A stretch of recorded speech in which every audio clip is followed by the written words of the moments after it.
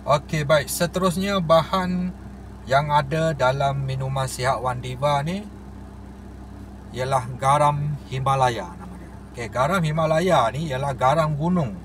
Okey, berbentuk kristal yang digali dari pelombongan garam di kawasan pegunungan Himalaya. Sebab tu nama dia garam Himalaya lah. Okey, antara khasiat garam Himalaya ni saya boleh senaraikan di sini. Okey, ia melengkapi keperluan mineral yang diperlukan oleh tubuh badan. Ia juga membantu mempertahankan hidrasi tubuh badan. Ia membantu menyeimbangkan pH tubuh badan. Ia membantu menyokong fungsi organ tubuh badan. Ia membantu meningkatkan kualiti tidur. Ia membantu menghilangkan selulit. Okay. Ia membantu mengatasi masalah kekejangan otot.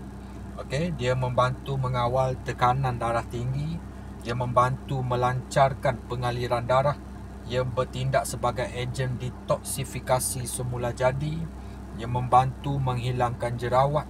Ia membantu mencegah radikal bebas dalam tubuh badan. Okay. Ia membantu menjaga kesihatan sistem pernafasan, membantu menjaga kesihatan sistem pencernaan. Ia membantu mencegah infeksi virus dan bakteria. Ia membantu mencegah dehidrasi. Ia membantu menjaga kesihatan tulang. Ia membantu mengoptimumkan penyerapan nutrisi. Ia membantu menyah toksin dan melancarkan metabolisme.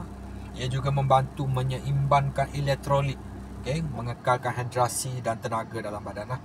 Okay, ia juga membantu proses penghadaman dan ia membantu untuk membuang toksin lah, detoksifikasi dalam badan kita tadi tu.